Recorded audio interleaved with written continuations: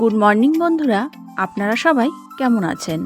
আশা করছি আপনারা সবাই ভালোই আছেন। আজ একটি নতুন রেসিপি নিয়ে আপনাদের সামনে হাজির হয়েছি। আপনারা দেখতে থাকুন। আজ রান্না করব শোল মাছ দিয়ে লাউ দিয়ে ঝোল। এটি কিন্তু একটি স্বাস্থ্যকর রেসিপি, কারণ জ্যান্ত মাছ আর টাটকা লাউ। বাজার থেকে কিনে আনা হয়েছে লাউ আর মাছ, দুটোই কিন্তু স্বাস্থ্যকর। জ্যান্ত একটা মাছ, শোল মাছ। মাছটাকে আমি এখন কেটে নিয়েছি, কেটে ধুয়ে পরিষ্কার করে নিয়েছি। এতে লবণ আর হলুদ মাখিয়ে নিলাম। আর এদিকে দেখুন, লাউটাও কিন্তু আমি কেটে পরিষ্কার করে নিয়েছি। এখন আমি কড়াইতে তেল দিয়ে দিয়েছি, তেলটাকে গরম করে নিয়েছি। আর মাছগুলোকে তেলের মধ্যে ভালো করে ভেজে নেব। যেহেতু জ্যান্ত মাছ, সেহেতু বেশি ভাজার কোনো প্রয়োজন নেই। মানে বেশি মুচমুচে করে ভাজার কোনো প্রয়োজন নেই। হালকা একটা লাল ভেজে মাছটাকে তুলে নিলেই হবে। জ্যান্ত মাছ কিন্তু খাওয়া খুবই উপকার। এখন তো সচরাচর জ্যান্ত মাছ পাওয়াই যায় না।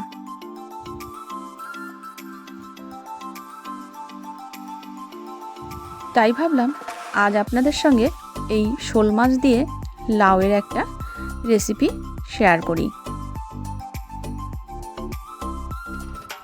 কারণ আজকাল যেমন পাওয়া যায় না, তেমন কিন্তু অনেকে এই জ্যান্ত মাছ খেতেও চায় না। দেখুন, কথা বলতে বলতে কিন্তু আমার মাছগুলো লাল লাল করে ভেজে নেওয়া হয়ে গেল।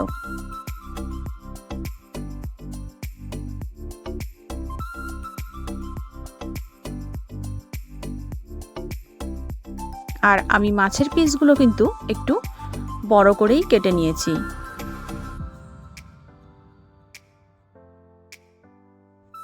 মাছগুলো এবার তুলে নেব।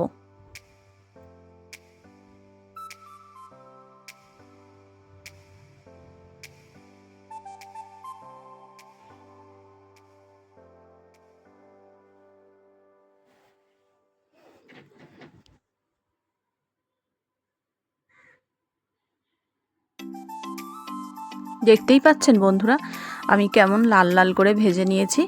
বেশি কিন্তু মুচমুচে করে মাছটা ভাজিনি। যেহেতু জ্যান্ত মাছ, সেই জন্য কিন্তু আমি মাছটা বেশি কড়া করে ভাজিনি। এভাবেই হালকা লাল লাল করে ভেজে তুলে নিয়েছি। আর ওই তেলের মধ্যেই আবারও একটু তেল দিয়ে দিলাম। এবার তেলটাকে আমি ভালো করে গরম করে নেব। তেলটা ভালো করে গরম হয়ে গেলে এর মধ্যে একটু দিয়ে দেব জিরে সম্বার।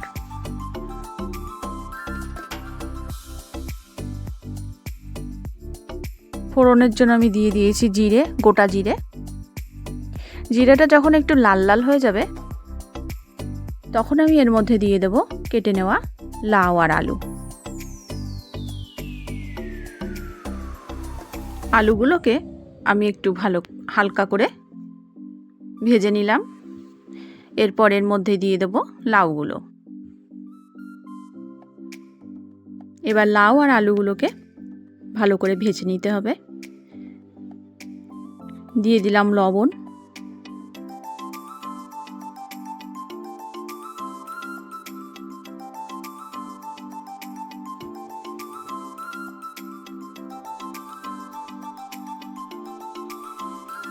দিয়ে দিলাম চিড়ে নেওয়া দুটো কাঁচা লঙ্কা।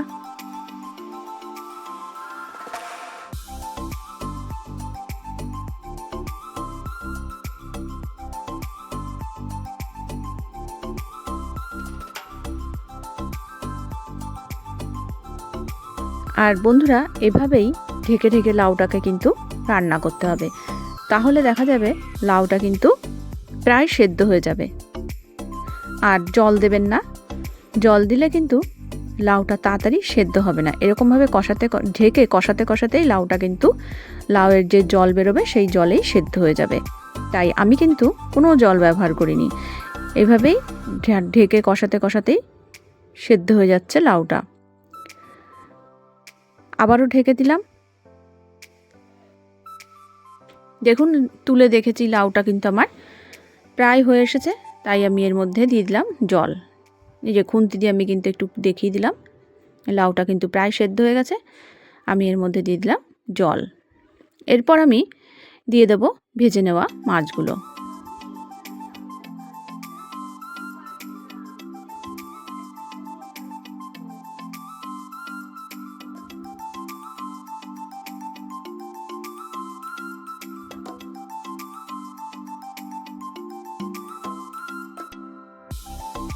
এরপর দিয়ে দেব সামান্য পরিমাণে একটু চিনি।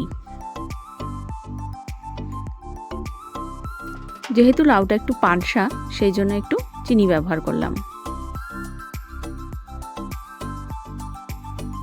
আর লাউগুলো যখন একটু সেদ্ধ হয়ে যাবে তখন খুন্তির মাথা দিয়ে এভাবে একটু ঘেটে ঘেটে দেবেন।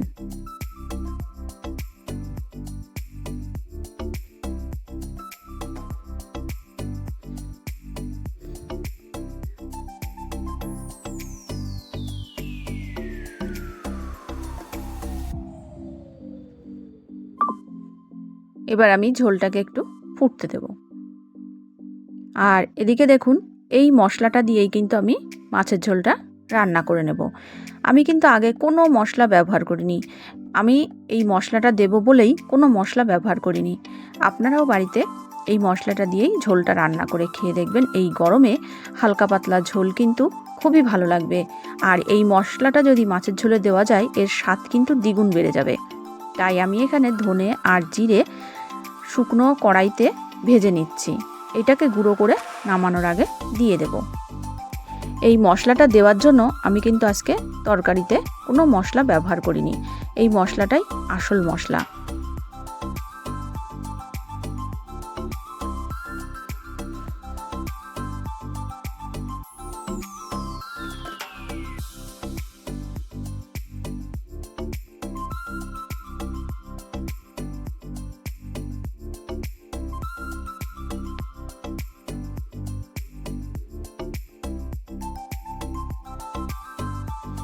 এবার আমি মশলাটা কিন্তু দিয়ে দিলাম। মশলাটা দেওয়া হয়ে গেছে। এবার আমি একটু নাড়িয়ে চাড়িয়ে ঢেকে রাখবো। মাছের ঝোলটা কিন্তু আমার রেডি হয়ে গেছে। এভাবেই আপনারা বাড়িতে রান্না করে খেয়ে দেখবেন। এই গরমে একটা স্বাস্থ্যকর রেসিপি। আপনাদের কেমন লাগলো আমাকে কমেন্টে জানাবেন।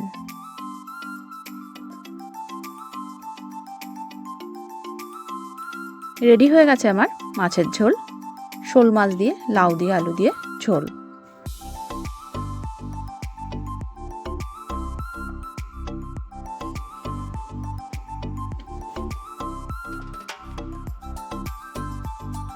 এরপর দেখুন আমি চলে এসেছি পুজো দিতে। রান্না সেরে টান করে চলে এসেছি ঠাকুর ঘরে। এখন ঠাকুরকে একটু জল মিষ্টি দিয়ে নেব।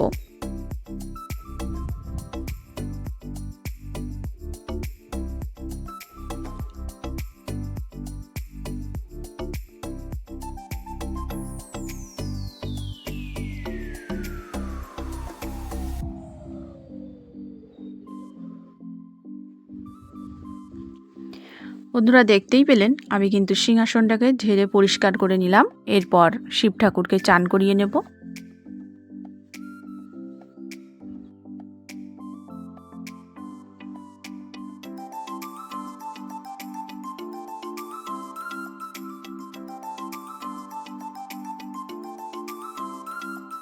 আর বন্ধুরা আমার ভিডিওতে আপনাদের সুন্দর সুন্দর কমেন্ট করার জন্য আপনাদেরকে অসংখ্য ধন্যবাদ।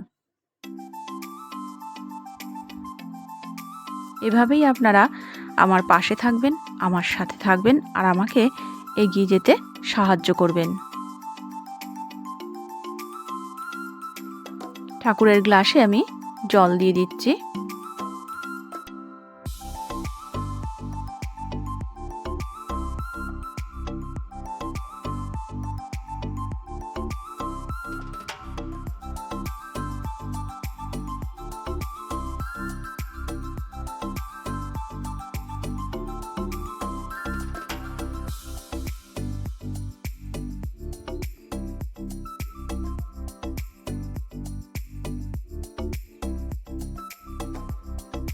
এবার আমি ফুল দিয়ে সাজিয়ে নিচ্ছি।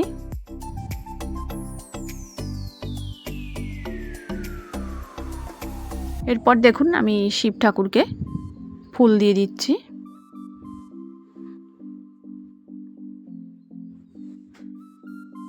এবার দিয়ে দিলাম গাছের আকন্দ ফুল।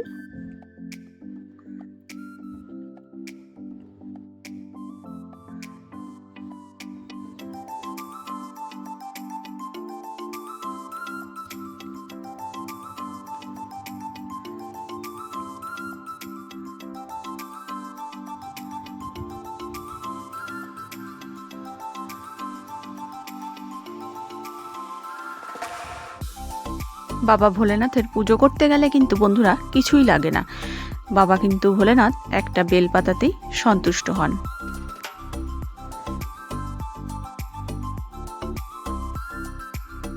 আমার পুজোটা দেওয়া হয়ে গেল।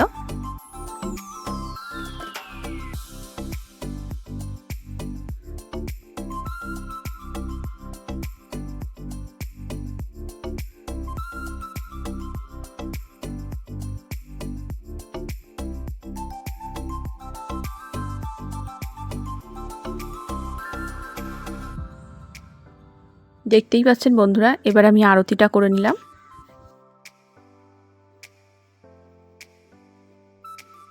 আমার পুজো দেওয়া শেষ হয়ে গেল। আজ ভিডিওটি এটুকুই। ভালো লাগলে কমেন্টে জানাবেন। দেখা হবে অন্য কোনো ভিডিওর সাথে।